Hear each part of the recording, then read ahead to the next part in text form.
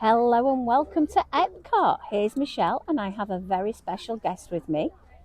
Hello and welcome. Hi, this is Seth Kaburski from the Unofficial Guides, and it is great to run into you in the park. It's great to see you in person. It finally is much fun. I think the last time we bumped into each other, Tron had just opened. That's right. That was back in April. Yes. And you waited for me very graciously at the end of the ride. But today we were able to ride Guardians of the Galaxy together. Had a great time. It was so much fun. We were testing out a theory that each vehicle number had a link to a song, and I think we've busted it because Yeah, unless you had a different, you thought you had six two days in a row, Yeah. but you had two different songs. I believe my feeling is that they do have tied the train to the song at Rock and Roller Coaster over at the studios, but I think it really is random on Guardians. But we got Disco Inferno, which is always, hey, I'm always, as long as I don't get conga again, no disrespect to that song, but I have gotten conga at least 60% of the time I've been on it. I seem to get September. September, yes, I get that. If I don't get conga, I get September. But Disco Inferno, that was a good one. And I think it would be really good at some point we think of some new songs and remove the six and put some new Yeah, I ones mean, in. I think every few years they could probably freshen it up. But as long as we don't go back to just the one song, which is Oh, the no. Christmas song, I was not a big fan of that Christmas song. And Didn't do a lot for me. I'm glad they've not done it this year because for my husband particularly, it's his one time to go to Walt Disney World and Exactly. it's his first time to ride it, and I didn't want him to ride a Christmas song. With just, I am Groot. Yeah. No, I kind of like that part at the end. So I think, yeah, it's fun. Anyway, we were going to talk a little bit about your recent travels over to Hong Kong. Absolutely. You know, we're sitting here in the middle of Epcot chatting about a theme park on the other side of the world. But yeah, I was lucky enough to get to go, thanks to an invitation sent to Attractions Magazine, head over to Hong Kong and cover the opening of World of Frozen there, which is the first and will be, when they're all open, the biggest Frozen land dedicated entirely to Frozen in a Disney theme park. There are other ones coming in Japan and Paris and maybe sometime in California, but the one they built in Hong Kong is the biggest, and I was really impressed with what they did out there. So firstly, flying out from Orlando, Yeah. what's the flight like? Oh, you know, there is no such thing as a direct flight to Hong Kong from Orlando, unfortunately. We do have direct flights. When I went to the Middle East to go to Abu Dhabi, you can fly direct to Dubai. But if you want to go to Hong Kong, you've got to fly to California and then fly from there. So from here to LAX, not bad. I've done that a million times. Yeah. The flight from LAX to Hong Kong direct is about 17, 18 hours or so. It's a long trip in coach class. I could not, you know, I was paying for the flight myself, so I was in, you know, the cattle car in the back, and that is a long flight, I will say. And I don't recommend it if you don't have to do it. The way back was 24 hours total, and I had to change planes twice, once in San Francisco and once in Cleveland, and my body clock was so messed up by that time. I didn't know where I was. That was not fun. So yeah, I'd say if you're on the West Coast, it's a long flight. It's doable.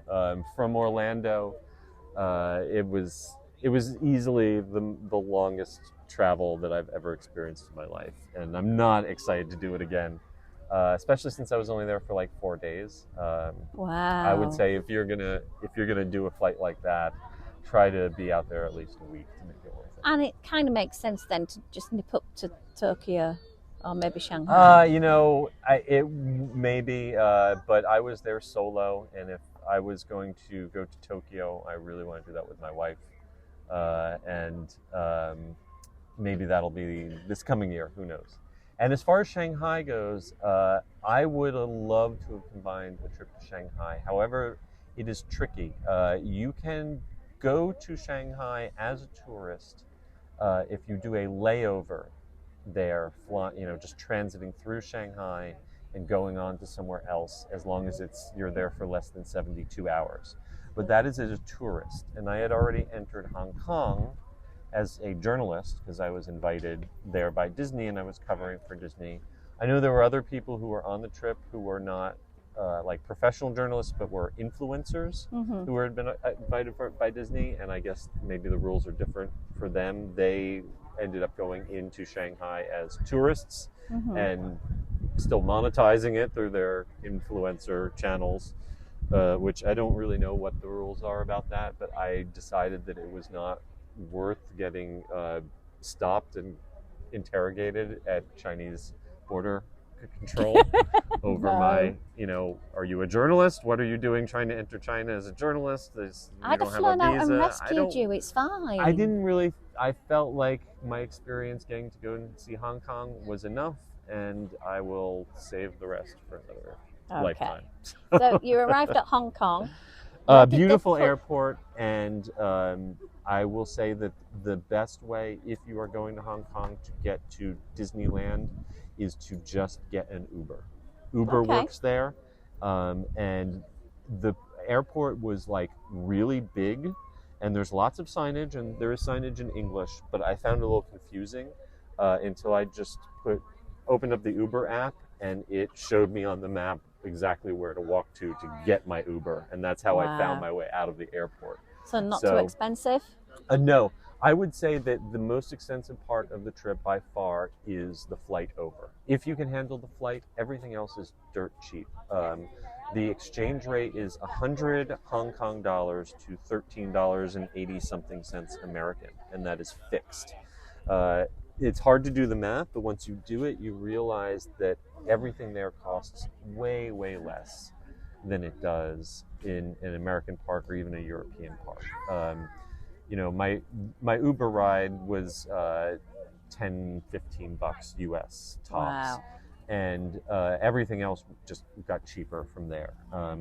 The hotels are, I stayed in their mid-level hotel, and the rack rates there are comparable to what people would pay at a Pop, or an Art of Animation here, but with an atmosphere that's more like a Wilderness Lodge or Animal Kingdom Lodge.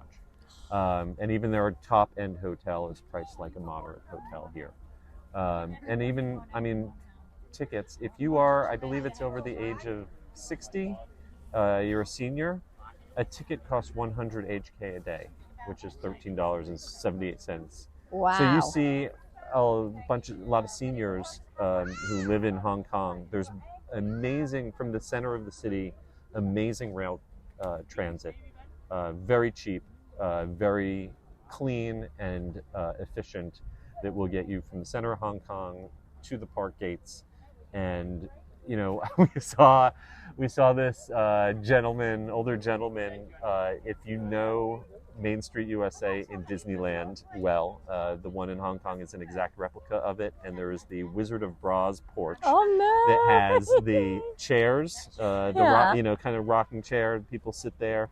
I never get a chance to do that in Disneyland because someone is always camped out on that chair. Well, sure enough, in Hong Kong, there was a gentleman sacked out on the chair, but not just sacked out, but shoes off, newspaper open, snacks spread out. That's how they roll there in Hong Kong. Oh, that sounds people make themselves at home. Absolutely. That sounds amazing. Yeah. So which hotel were you in, did you say? So I was at Disney's Explorers Lodge, which is if the Polynesian and Aulani and Animal Kingdom Lodge had a baby, that's what this would look at. Like, it's not quite as epic and grand, but it's also a lot less expensive, and the views are amazing. I had a view out over the Hong Kong Bay, looking across the water and with the Green Mountains in the background. It was $1 million view. Beautiful pool, beautiful restaurants, and really rich level of theming and detailing, to the point with The elevators are decorated on the inside like steampunk hot air balloons with gadgets and gizmos and like woven texture, and displays for the different Disney characters in the lobby. Really good extensive programs of both free and paid activities in the hotels. The park is often closed at least one day a week. But it's a true resort in the sense of having a lot of activities and things to do at the hotels, so you don't feel like you have to go into the park. Do the characters come into the hotel? Yeah, I saw Mickey Mouse at the Disneyland Hotel. It's kind of trippy. Their Disneyland Hotel looks exactly like the Grand Floridian Hotel here.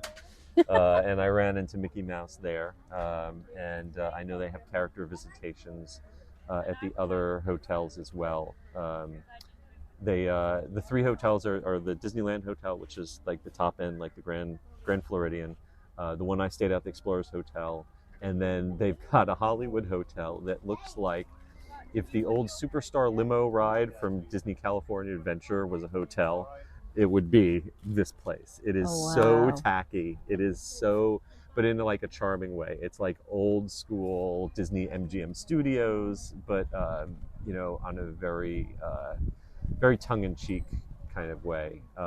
They've got character activities. And the other thing that's big is Duffy and Duffy's friends are everywhere. You can have meals with Duffy, you can have tea with Duffy, you can have parties with Duffy, all sorts of Duffy activities. Duffy, I knew to expect it because I knew how big Duffy was in the Asian parks, but I just didn't get how Mickey is basically an afterthought there. And it is all Duffy all the time. Like literally the longest line in the park at all times was the meet and greet with Duffy and friends. Wow. Just putting it out there. I'm sure an adult would be able to hire Duffy to have tea with them, I'm sure. Oh, no, this is not for kids at all. And I will say that, because of, I don't know, culturally, historically, because of family structures, you would see groups of young women going around together. You'd occasionally see couples, young couples, but not so many. You would see family groups where you would have, 4 grandparents and, parents and aunts and uncles and like 1 or 2 little kids. And then you had the single approaching middle-aged men with the Duffy collections who are taking Duffy around the park and carefully posing Duffy in various locations. And this is something they accommodate for. They have podiums and backdrops and walk around places that you'd think it would be a meet and greet with a character, but it's really just there for you to pose your Duffy in front of a backdrop. And people who the main activity in this park, Hong Kong, is not riding rides. Because if that was the main activity, you would be done in half a day. It's a half-day park if you just are into riding rides. The main activity is taking photos of yourself and your Duffies, and just kind of like, it's a really, really strange experience. But that really seemed to be a lot of people's focus, much more than, I got to run to Space Mountain. Okay, so you've checked in your hotel, you've got this amazing view. Yeah. What element did Disney put on for you? For the media in particular? For the media part, for the new land? I will say they really went all out in taking care of us. The only exception is that when we got to the airport, usually when I do one of these kind of foreign trips, there's someone at the airport with a sign waiting to meet you, and they have a car. In this case, they were literally just, here's the webpage for the airport that explains public transportation, like find a train, and I was like, I'm getting an Uber, it's fine, I'll take an Uber. As soon as I got on Disney property, though, they took care of us wonderfully well. I'd say that the highlight was they did this banquet dinner for us in the top restaurant in the Disneyland hotel. That's traditional Chinese dim sum, and it was like a multi-course, I guess Cantonese traditional meal of all of these exotic, like not exotic, but because they're standard dishes for them, not, but immaculately prepared, exquisite dishes. The highlight of which was Disney dim sum. This, the bao buns and the dumplings, all shaped like Disney characters. Oh my like word! Done so perfectly that like you don't want to eat them, but they taste so good that you do want to eat them. So that was amazing. But as far as the land itself goes, we were in there across, was it 3 separate days where we had a preview where we were allowed to be there, just us, media alone, before it had opened to the public. We got to be there for a walkthrough with the Imagineers that walked us through the whole park, through all the queues, through the whole land, let us ask whatever questions. And then we had a private party with Bob Iger and Josh D'Amaro and Jennifer Lee, the director of Frozen, and we were hoping that Idina Menzel or Kristen Bell would show up, or at least Josh Gad. Josh Gad will show up for anything, right? Absolutely, he would be there. No, but it was funny because they, as they were rehearsing before this big private event, they had an amazing drone show, phenomenal drone show, all one time only, but. We overheard them rehearsing for this show, and they had a singer who was singing Into the Unknown, and nailing it, hitting every note. It's like, did they fly in Idina? Is she here? No, it turned out it was just someone from the entertainment department there. They have live shows, the vocal talent, and their live shows, their Lion King show and their Mickey's Magical Book show. Second to none. Broadway quality voices, absolutely. And then, so we left before it opened officially to the public. Mm-hmm. So we were all there for like private events. Never had to wait more than 2 minutes for any of the rides. It was an ideal circumstance to. No, I can't say that I could write a touring plan on the way to best experience it efficiently when the park is packed. For one, because the park, I have never been to a Disney park that was less crowded. It had shorter lines. They gave us their equivalent of express passes to, basically use the lightning lane on every ride at any time. Didn't really need it. I never saw a wait longer than 30 minutes for anything, and that was Duffy. And most rides were 10 to 15 minutes at most. A lot of things were just walk on the whole day. Wow. The only ride that I waited more than 15 minutes for was the Jungle Cruise. Had a 20-minute wait. And that's I think the most popular ride in the park. And am I right in thinking that's where you can choose to have an English version or a Cantonese version? I thought that was going to be the case because I remember seeing videos and stuff from back in the day. No. They have gotten rid of that option. They have simplified it. Everyone gets on one boat. And the skipper now says every joke in Cantonese, Mandarin, and English as quickly as possible while floating past the spot. So they are able to now be completely unfunny in 3 different languages at the same time.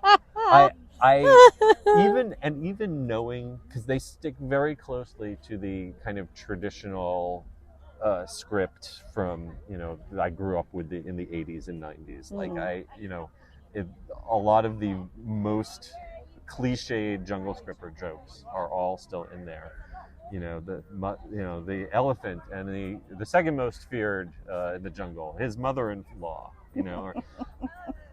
But even knowing what the joke is, and even though he is, said it in Mandarin, said it in Cantonese, and now he's saying a third time in English, and I know what joke he's supposed to be saying, I still don't know what joke he's saying, because it's worth doing just to see how not worth doing it is. And the other weird thing is that it is set in a river that is more like the Rivers of America Mm-hmm. than the Jungle Cruise, where it's a big, huge, wide open river that you can look into from all around the park. There's no sense of a seclusion, this winding Okay. little path through the jungle. You know, their version of Tom Sawyer Island is Tarzan Island that sits in the middle of it. So it's just it's going around, so you can see all the animals, you can see all the effects, you can see everything Mm-hmm. from off of the ride. The only thing that really makes that Jungle Cruise special is there's a big finale with water explosions and fire. That's very Wow. Universal Studios. It feels like something from the Universal Tram Tour or Earthquake. Yeah.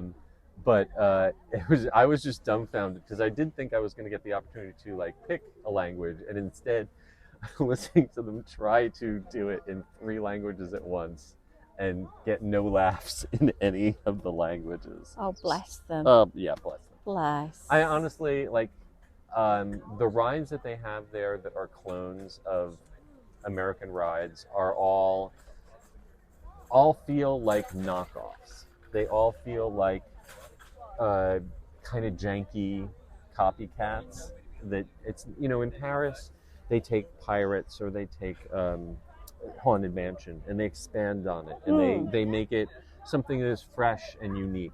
And here it just, you know, they took Winnie the Pooh and it's a carbon copy. They took Disneyland Space Mountain and made it like a cut rate copy.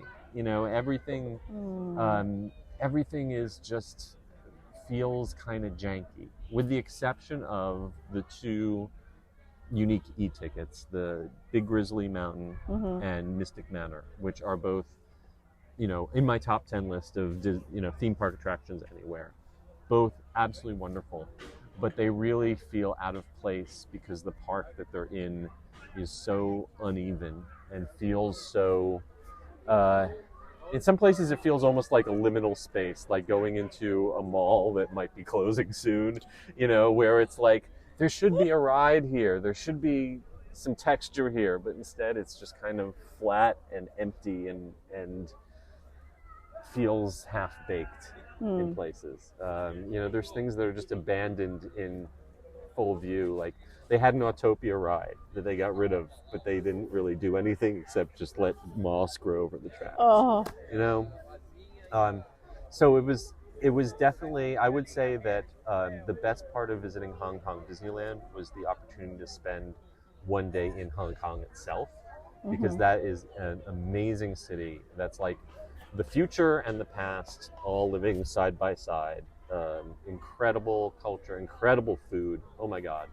I spent just one day walking around the city and barely scratched the surface. And I wish that if I had a chance to go back, I would spend half a day in Hong Kong Disneyland and spend 3 or 4 days in Hong Kong, as opposed to the other way around.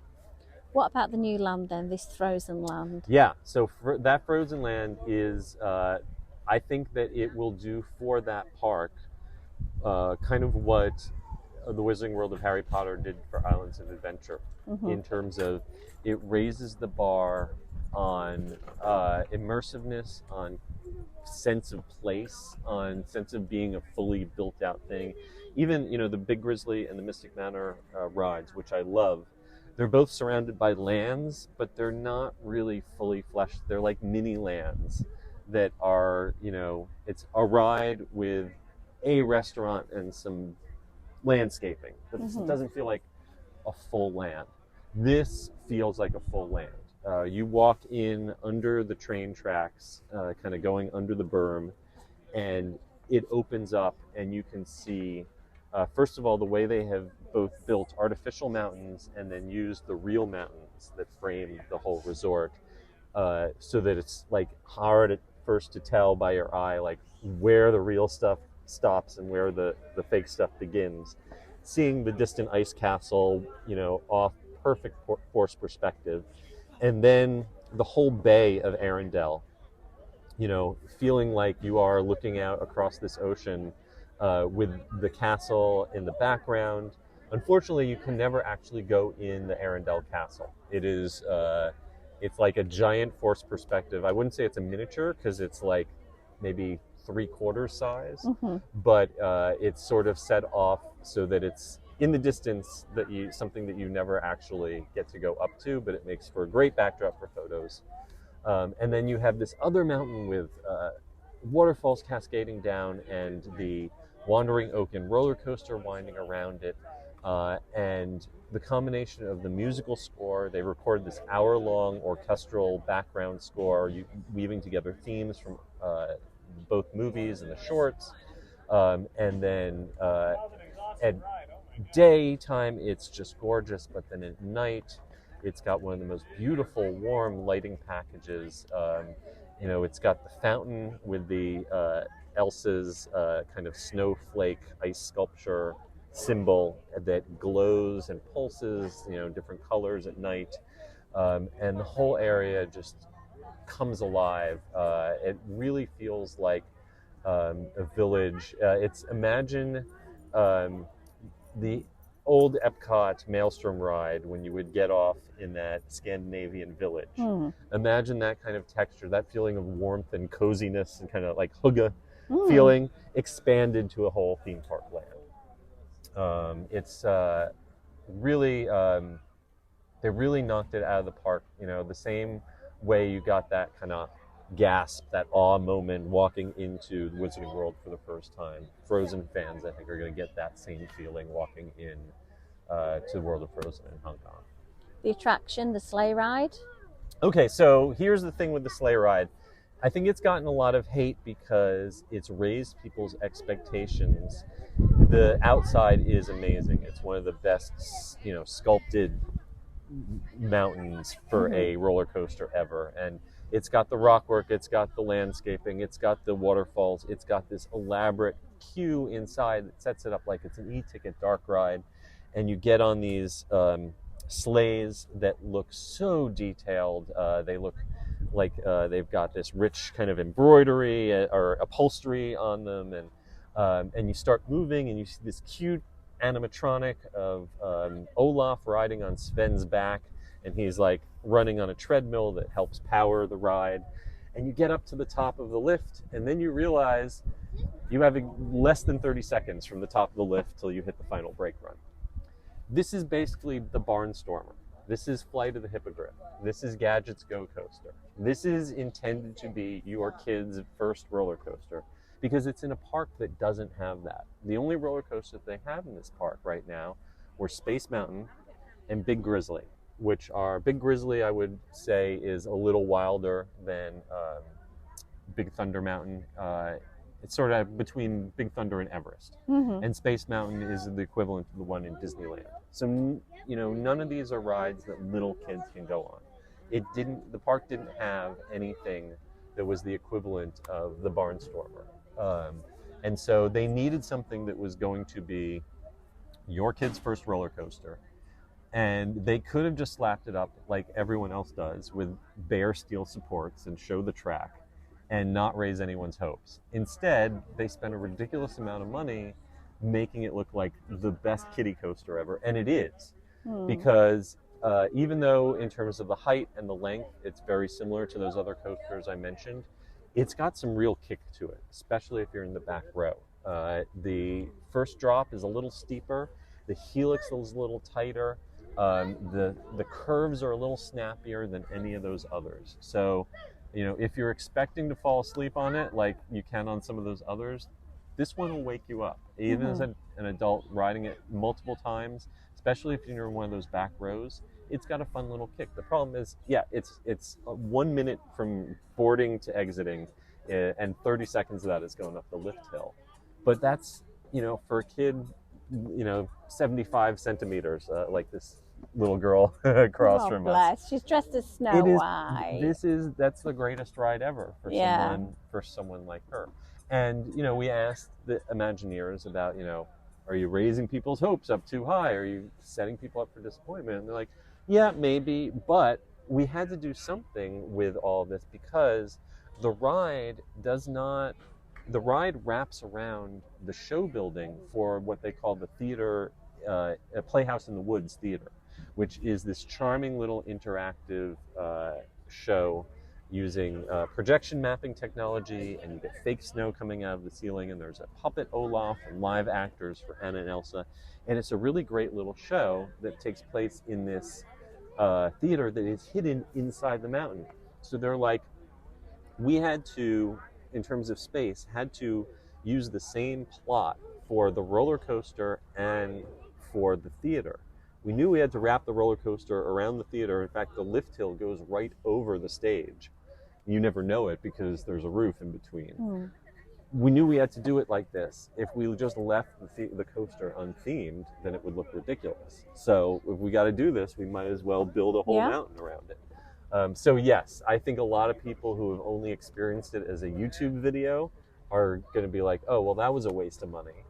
But when you see it, how it all fits into the layout of the land and the intentions that they're trying to fulfill in terms of, you know, the Frozen Ever After ride, the boat ride, is a more intense ride than what we have in here in Epcot. So they needed something that was less intense to balance that out, to give the land kind of that something for everyone. Cool. Anything else you want to add about your trip? It sounds amazing. Well, I would just say we talked about everything except the ride itself, which is the Frozen Ever After boat ride that we have here in Epcot. But they have, you know, this one here is kind of, to me, a D- ticket.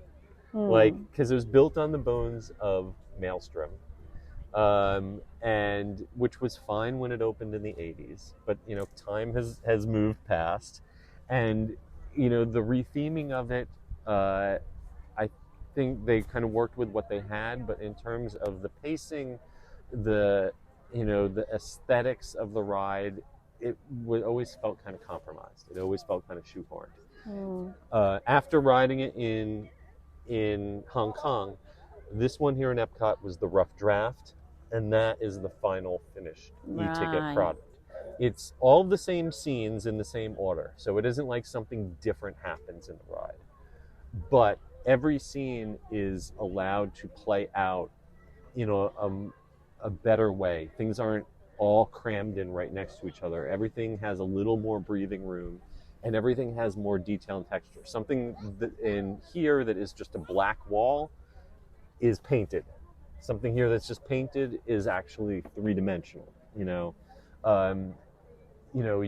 get up to the end of the backwards section here before the drop, and it's just like rock work. There you see a whole sky with the northern lights and shooting stars. And the best part about it is they've gotten rid of, for the human characters, those ghastly rear projected animated faces that never match the neck. You know, they looked great for the first couple months when the ride first opened, and then have never looked right since. Instead, they have these new animatronics, top of the line, with facial expressions that you can see dimples, you can see them smile, you really see them form vowels and consonants with their lips. The eyes are still projection animation, but it matches much better, and the motion is so smooth. They're really some of the best animatronics anywhere at any Disney ride. And the biggest surprise for me for that Frozen ride was the drop. I'm used to the one here in Epcot being a very mild, very brief drop. The one there is nearly twice as tall, and it's a double down. So you go down, and then you kind of hop back up for a tiny little bunny hill, and then go back down again, sort of like when going into the Laughing Place on Splash Mountain. There's a reason why they have lap bars on the ride in Hong Kong. I have a stabilizer gimbal that I use when I'm filming things on my iPhone, and it's a magnetic mount, and it's a really strong magnet. Unless you like twist and, just the right angle, it's really hard to pop that magnet off. My phone flew off of the magnetic mount coming down the hill, flew into the air, and landed back in the boat.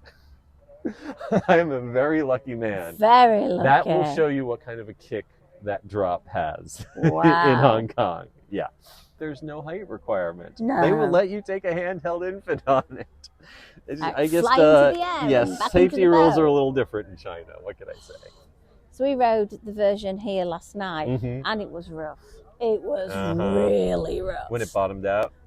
It was just like going up. Yeah. Oh yes, and yes. then, That. Yes, the lift hill. So bad. So the one in Hong Kong is a completely new. I believe Intamin. Don't quote me. You can edit that out if I'm wrong. But one of the major manufacturers built it, brand new, bigger boats, a much smoother system, and much higher capacity. Can take almost 2,000 people an hour. So it should be a definite people eater. Wow. Yeah. I don't expect to see those upgrades come to this one anytime soon. But I'm pretty sure that when it opens in Paris, it will have all those upgrades. The ride they're getting in Tokyo is going to be a completely different ride. It's also going to be a boat ride, but it's going to be a whole different storyline. It's going to retell the story of the first movie with completely different scenes. And then it could come to Anaheim. There's a lot of possibility that as part of the Disneyland Forward project, Josh D'Amaro told us when we were in Hong Kong that they've got about $60 billion to spend on the parks over the next 10 years, and that can go a long way. They've already said that they have enough room to build the equivalent of another Disneyland on Disneyland Resort property. And, they floated a lot of possibilities, and I know that Frozen is one of the ones they've looked at. So fantastic. So, moving away from Hong Kong, what else is coming up for you in 2024? Well, should we 2024, got a lot of stuff getting ready for 2025. That's going to be a big thing.